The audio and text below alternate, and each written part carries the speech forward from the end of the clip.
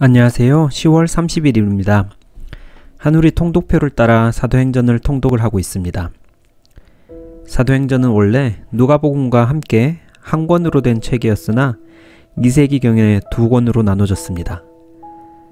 누가가 누가복음과 사도행전의 저자인데요. 누가의 이름은 빛나다, 총명하다 라는 뜻으로 안디옥에서 출생한 헬라인입니다. 바울과 끝까지 함께 했던 동역자입니다. 누가는 의사로 신중하고 세밀한 성격의 소유자로 알려져 있습니다. 누가복음 1장 1절에서 3절에 그의 저술 특징이 나와 있습니다. 우리 중에 이루어진 사실에 관하여 처음부터 목격자와 말씀에 일꾼된 자들이 전하여 준 그대로 내력을 저술하려고 붓을 든 사람들이 많은지라. 모든 일을 근원부터 자세히 미루어 살핀 나도 데오빌로 각하에게 차례대로 써보내는 것이 좋을 줄 알았노니 목격자, 근원, 증거 등 본인의 의견으로 한 것이 아니라 일어난 일의 근원부터 살피고 그것을 역사적 순서로 기록하려고 하였습니다. 또 누가는 가난하고 소외된 사람들에게 관심이 많은 사람이었습니다. 전에도 누가복음에서 살펴봤듯이 예수님의 탄생 때에 3명의 목동을 기술한 것도 죄지은 여인, 탕자, 선한 사마리아인, 세리 삭개오, 십자가 처형 시 회개한 강도 등 소외 계층에 대하여 자세히 기술한 것도 누가였습니다. 누가는 성경에서 유일한 이방인 저자입니다. 복음이 성령으로 말미암아 온 유대인의 중심인 예루살렘에서 이방인의 중심인 로마로 가기까지 여정을 기술할 적임자라 할 수 있습니다. 사도행전은 저들과 같이 3인칭으로 시작을 하지만 2차 전도여행이 나오는 사도행전 16장 10절부터는 우리라는 1인칭으로 글 중간에 인칭이 변합니다. 이는 누가가 선교여행에 직접 참여했다는 것을 알 수 있습니다. 이 우리라는 단어는 총 97번이 나옵니다.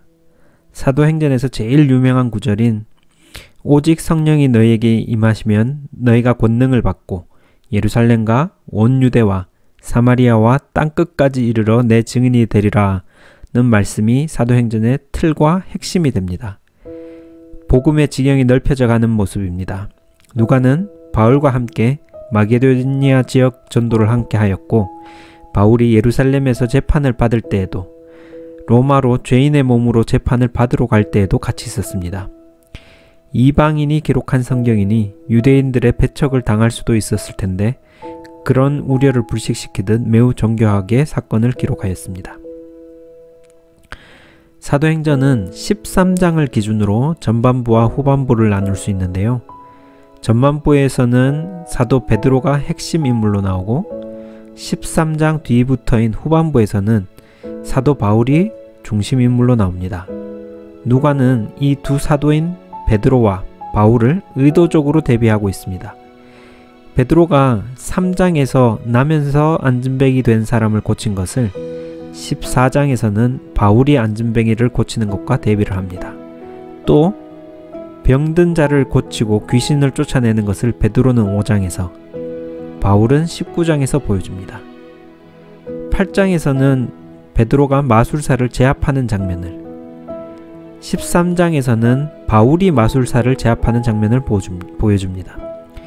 9장에서는 베드로가 죽은 이를 살리는 장면을 20장에서는 바울이 강연을 듣다가 3층루에서 떨어져 죽은 사람을 살리는 장면이 대비되게 됩니다.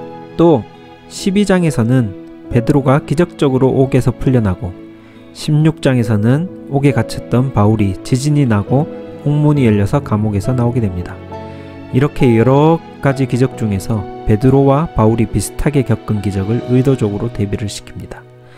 이는 유대인들에게 사도로 인정을 받은 베드로와 이방인들에게 복음을 전하는 바울을 같은 선상에 놓음으로써 바울의 사도로서 정당성과 이방인들에게 복음을 전하는 당위를 함께 보여줍니다.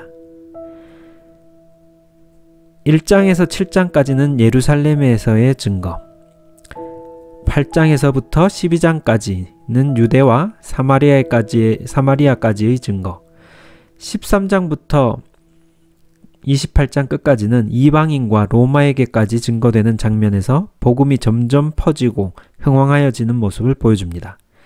예루살렘에서는 4장 4절 말씀에 말씀을 들은 사람 중에 믿는 자가 많으니 남자의 수가 약 5천이나 되었더라.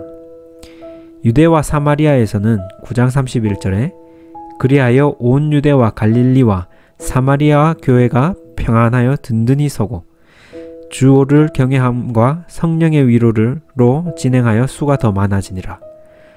로마로 점점 가는 복음 전파길에서는 14장 1절에 이에 이고니온에서 두 사도가 함께 유대인의 회당에 들어가 말하니 유대와 헬라의 허다한 무리가 믿더라. 16장 5절에서는 여러 교회가 믿음이 더 굳어지고 수가 날마다 더하니라 라고 말씀하시면서 마치 겨자씨 비유와 누룩 비유와 같이 확장되어가는 모습을 구체적으로 기술하였습니다. 오늘의 말씀은 4장에서부터 6장인데요. 초대교회의 원형이라고 할 수 있는 자급자족 형태의 공동체가 4장에서 시작이 됩니다. 5장에서는 유치부 설교에서도 많이 듣는 아나니아와 삽비라 이야기, 그리고 6장에서는 초대교회의 첫 번째 순교자인 스데반 집사님이 등장합니다. 그런데 이 이야기를 관통하는 한 단어가 있습니다. 바로 성령님이십니다. 사도행전 4장 8절에서 9절입니다. 그때 베드로가 성령으로 충만하여 그들을 향해 다음과 같이 대답했습니다. 백성의 통치자와 장로님들, 여러분이 묻고자 하는 것이 오늘 우리가 태어날 때부터 걷지 못하는 사람에게 행한 선한 일에 관한 것입니까? 그 사람들이 어떻게 해서 낫게 되었는지를 묻는 것입니까? 베드로가 백성과 통치자와 장로들에게 나아가서 이야기할 때 그는 성령에 충만하였습니다. 베드로가 담대할 수 있었던 것은 성령이 충만했기 때문입니다. 또 5장에서 아나니아와 삽비라를 베드로가 꾸짖을 때 이렇게 이야기합니다. 사도행전 5장 4절입니다. 그 땅은 팔기 전에도 그대의 것이었고 판 뒤에도 그 돈을 그대 마음대로 할 수 있었어. 그런데 어찌하여 성령을 속일 마음을 먹었소? 그대는 사람을 속인 것이 아니라 하나님을 속인 것이요.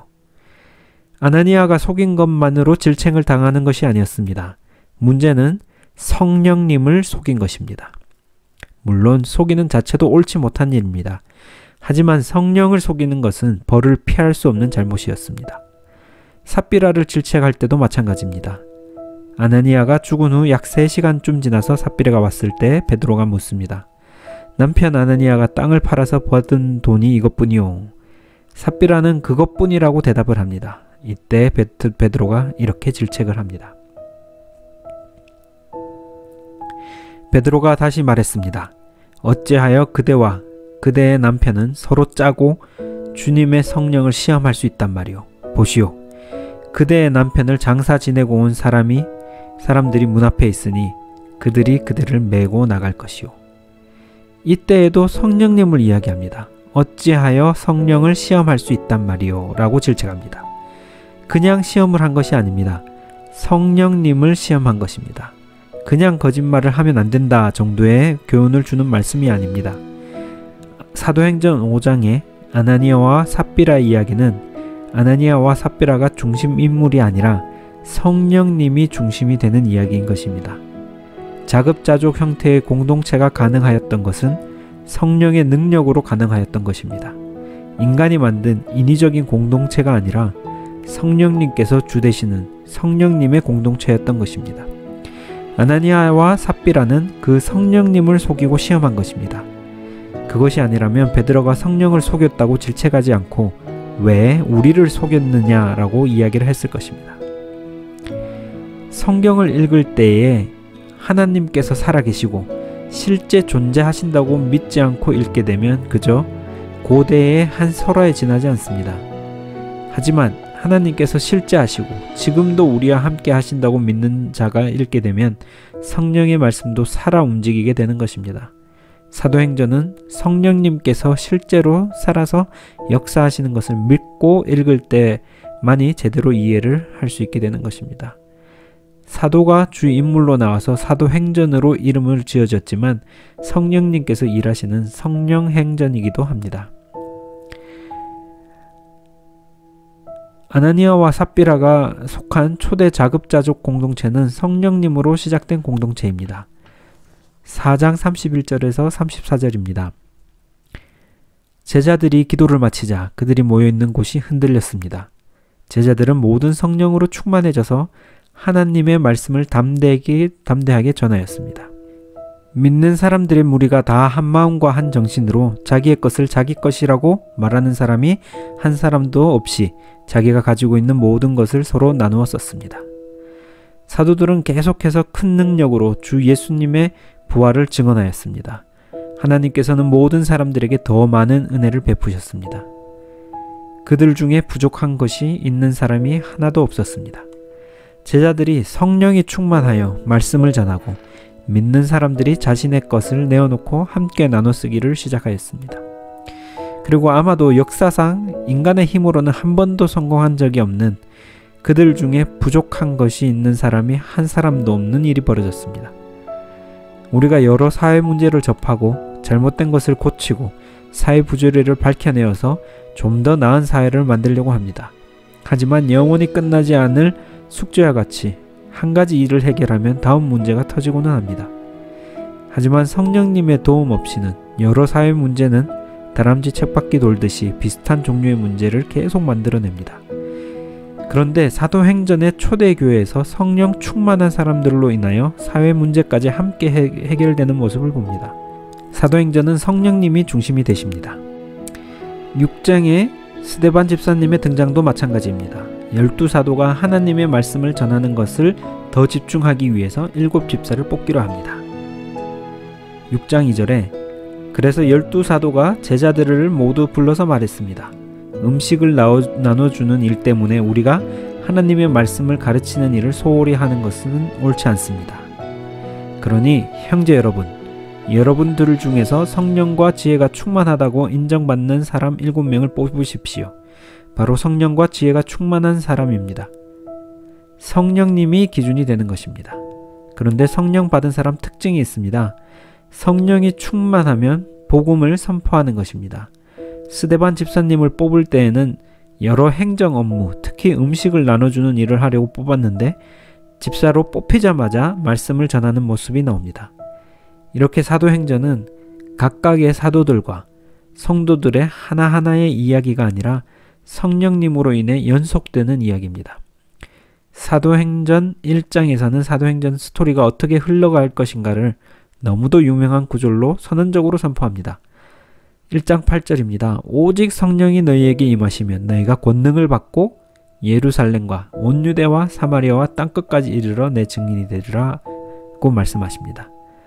여기서 사도행전의 모든 일은 성령님으로부터 시작이 됩니다. 사도행전은 결말이 없습니다. 바울이 로마에 온 후의 행적들이 자세히 기록되어 있지 않습니다. 사도행전을 성령님에 대한 이해 없이 읽는다면 베드로와 바울의 이야기가 됩니다. 만약 성령님의 역사 없이 기록이 되고 바울이 주인공이 된다면 바울 행적과 바울의 로마에서의 받은 판결에서 의미를 찾고 그의 인간 됨됨이 혹은 바울의 사상을 기록하는 것으로 끝을 맺어야 합니다. 하지만 사도행전은 사도가 중심이 되는 것이 아니라 사도를 통해서 일하시는 성령님이 중심이 되는 것입니다. 그런 이유로 사도행전은 성령행전이라 하여도 손색이 없습니다. 사도행전은 사도들의 생애 마감에서 끝나는 것이 아니라 성령님께서 일하시면서 사도행전은 지속이 되는 것입니다. 초대교회에서 일하셨던 성령님께서 지금 우리 가운데서도 일하신다면 아직 사도행전은 성령행전으로 지속이 되는 것입니다. 성령 충만한 베드로, 성령 충만한 교회 공동체, 성령 충만한 스데반 집사님의 이야기가 지금도 우리 가운데 지속되기를 기도합니다. 기도하시겠습니다. 하나님 아버지, 성령님께서 저 멀리 계시고 잠잠히 계시는 것이 아니라 오늘 저희 삶 가운데 깨어나 움직이시는 것을 볼 수 있도록 있는 하루가 되게 하여 주시옵소서. 성령이 충만하여 캘거리 땅에서 하나님의 증인이 될 수 있도록 하여 주십시오. 저희의 부족한 점, 약한 점을 보는 것이 아니라 성령님을 바라보는 하루가 되길 기도합니다. 예수님의 이름으로 기도드립니다.